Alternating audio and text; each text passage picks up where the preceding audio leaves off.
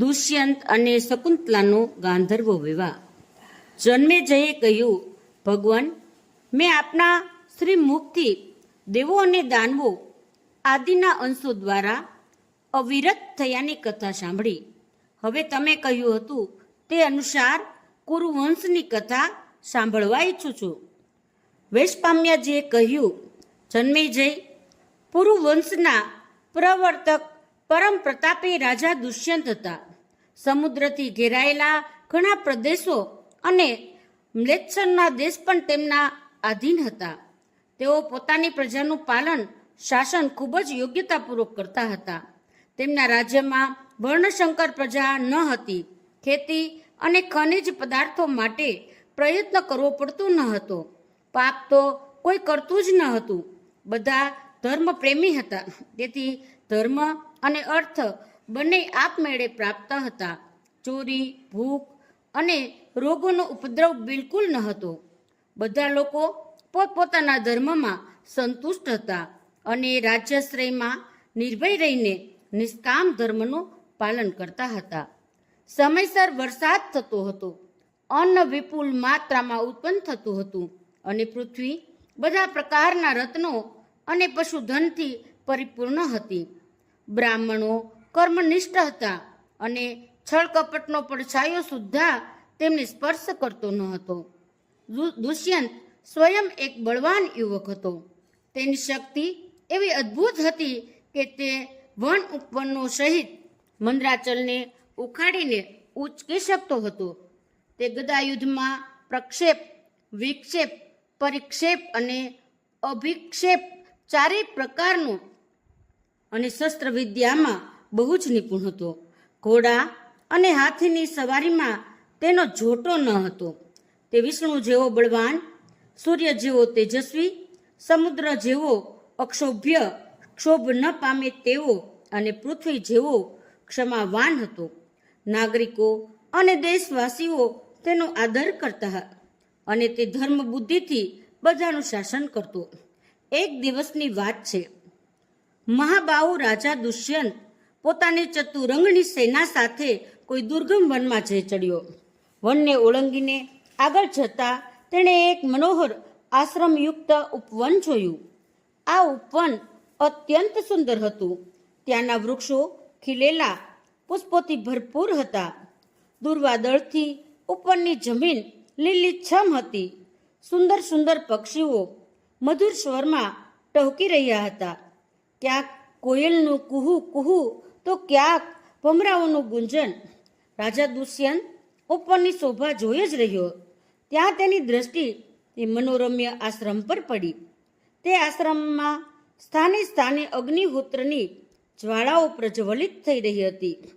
વાલખિલ્ય વગેરે ઋષિઓ, યજ્ઞશાળા, પુષ્પો અને જળાશયોને કારણે તે આશ્રમની શોભા અદ્ભુત હતી.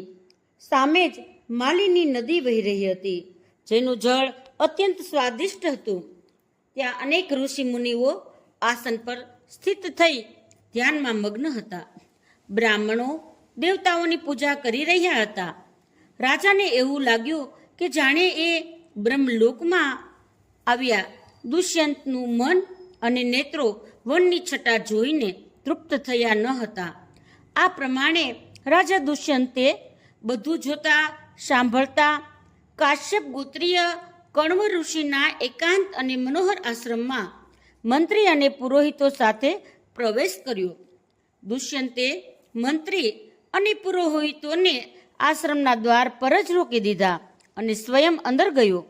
ત્યાં તે વખતે કણવ ઋષિ હાજર ન હતા. રાજાએ આશ્રમને સૂનો જોઈને ઉચ્ચા સ્વરે કહ્યું, અહીં કોણ છે? દુષ્યંતનો અવાજ સાંભળીને એક લક્ષ્મી જેવી સુંદર કન્યા તપસ્વીના વેશમાં આશ્રમમાંથી નીકળી.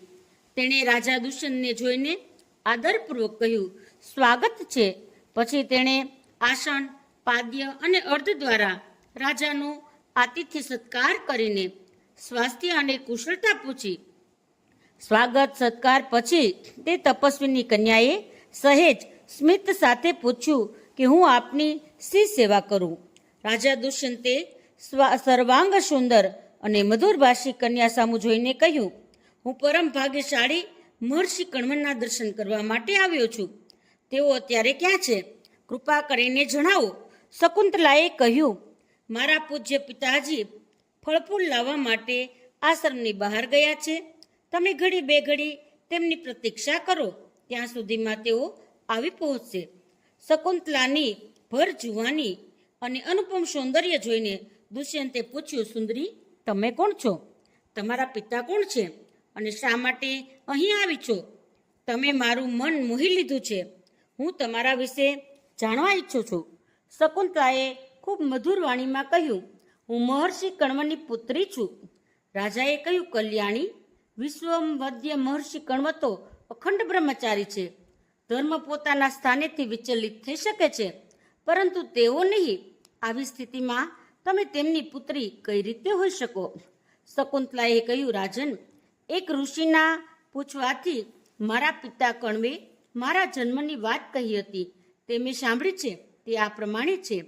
જે સમયે પરમ પ્રતાપે વિશ્વામિત્રજી તપસ્યા કરી રહ્યા હતા, તે સમયે ઇન્દ્રે તેમના તપમાં વિઘ્ન નાખવા મેનકા નામની અપસરા મોકલી હતી.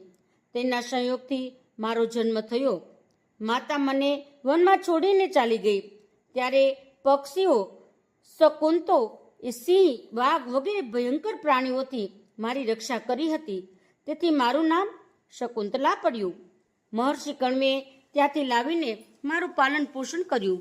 શરીરનો જનક, પ્રાણોનો રક્ષક અને અન્નદાતા, આ ત્રણેય પિતા જ કહેવાય છે. આ પ્રમાણે હું મહર્ષિ કણવની પુત્રી છું. દુષ્યંતે કહ્યું, કલ્યાણી, જેવું તમે કહો છો તે પ્રમાણે તમે બ્રાહ્મણ કન્યા નહીં, રાજકન્યા છો. તેથી તમે મારી પત્ની થઈ જાઓ. સુંદરી, તમે ગાંધર્વ વિધિથી મારી સાથે લગ્ન કરી લ્યો. રાજાઓ માટે ગાંધર્વ વિવાહ સર્વશ્રેષ્ઠ માનવામાં આવ્યો છે. શકુંતલાએ કહ્યું, મારા પિતાજી અત્યારે અહીં નથી. તમે થોડી વાર પ્રતીક્ષા કરો. તેઓ આવીને મને તમારી સેવામાં સોંપી દેશે.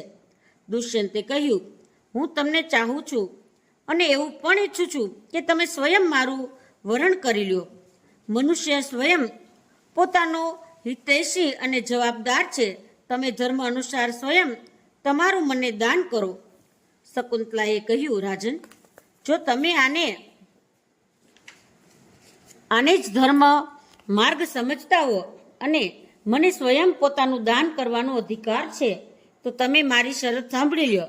હું સ્પષ્ટ કહું છું કે તમે એવી પ્રતિજ્ઞા કરો કે મારા પછી તારો પુત્ર જ રાજા થશે અને મારા જીવનકાળમાં જ તે યુવરાજ બની જશે, તો હું તમારો સ્વીકાર કરી શકું છું. દુષ્યંતે કંઈ પણ વિચાર્યા વિના જ પ્રતિજ્ઞા કરી લીધી અને ગાંધર્વ વિધિથી શકુંતલા પાણી ગ્રહણ કરી લીધું. દુષ્યંતે તેની સાથે સમાગમ કરીને વારંવાર એવો વિશ્વાસ અપાવ્યો કે હું તને લઈ જવા માટે ચતુરંગની સેના મોકલીશ અને શીઘ્રાતિ શીઘ્ર તને આપણા મહેલમાં લઈ જઈશ. આ પ્રમાણે કહી સાંભળીને દુષ્યંત પોતાની રાજધાની જવા માટે રવાના થયો. તેના મનમાં મોટી ચિંતા એ હતી કે મહર્ષિ કણવ આ બધું સાંભળીને ન જાણે શું કરશે.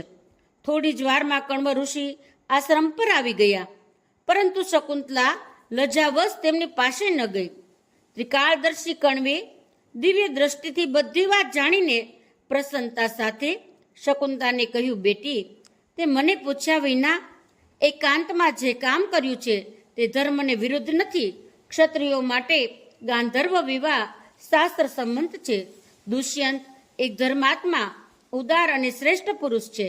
તેના સંયોગથી મહાન બળવાન પુત્ર થશે અને તે સમસ્ત પૃથ્વીનો રાજા થશે. જ્યારે તે શત્રુઓ પર ચડાઈ કરશે ત્યારે તેનો રથ ક્યાંય પણ રોકાશે નહીં.